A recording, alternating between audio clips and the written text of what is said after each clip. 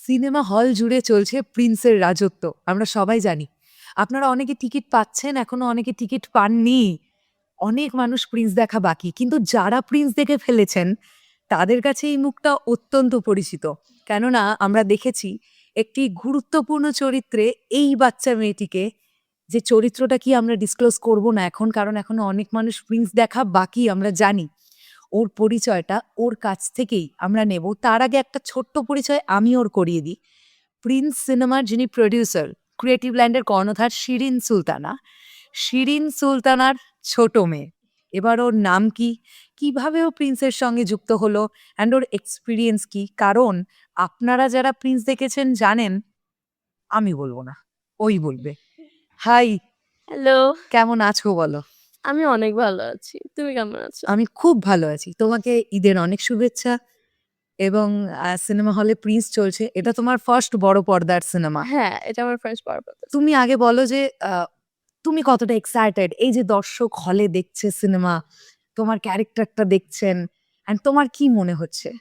আমি অনেক এক্সাইটেড আর আমি অনেক এক্সাইটেড। হুম, আমার মনে হচ্ছে যে সবাই এই মুভিটা অনেক পছন্দ করবে। কারণ এই মুভিটা নিয়ে অলরেডি অনেক এক্সাইটমেন্ট হচ্ছে। হুম। তো আই ফিল লাইক এই মুভিটা অনেক হিট হবে। বাই দ্য ওয়ে, তোমার নামটা তো অডিয়েন্সকে বলা হয়নি এখনো। ওকে, আমার নাম নুরজান্নাত তাদরিনা। আমার নাম নুরজান্নাত তাদরিনা। ওকে। তুমি মানে আমরা দেখলাম যারা প্রিন্স দেখে ফেলেছি, তুমি মেগা স্টার শাকিব খান। তুমি হুম, শাকিব ভাইয়াকে কি বলে ডাকো? শাকিব আঙ্কেল? হ্যাঁ, সাকিব আঙ্কেল। ওকে। তুমি স্ক্রিন শেয়ার করেছো।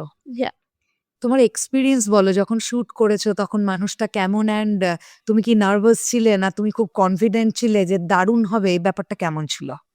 আমি হালকা, হালকা নার্ভাসও ছিলাম আবার কনফিডেন্টও ছিলাম। বিকজ আমি আগেও এরকম স্ক্রিনে নাটক করেছি। হুম।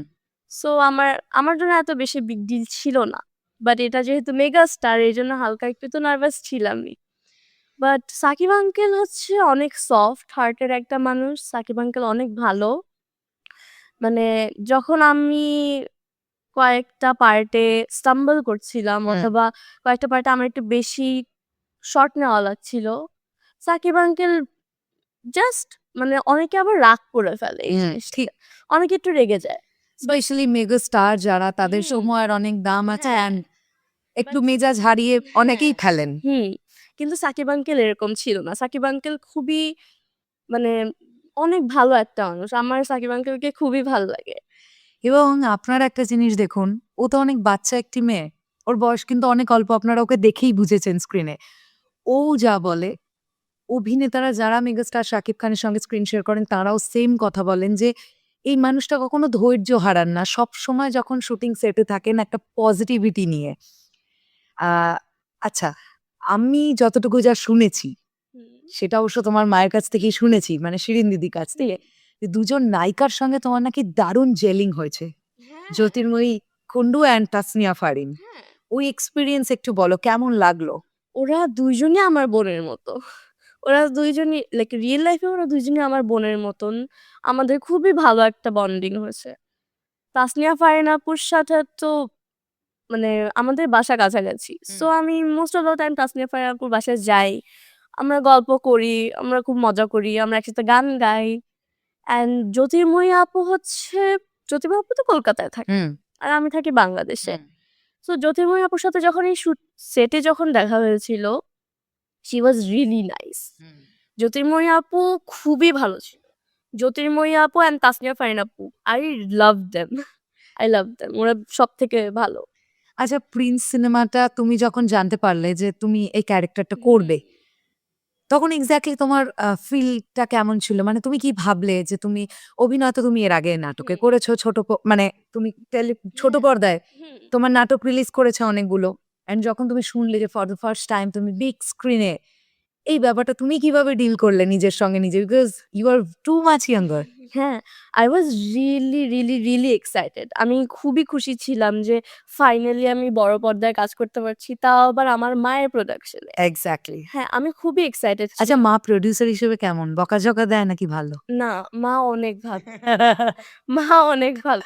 মা কখনো লাইক টেম্পার লুজ করে না। হুম। মা খুব পজিটিভ একটা মানুষ। মা আমি মাকে কখনো নেগেটিভ হতে দেখিনি।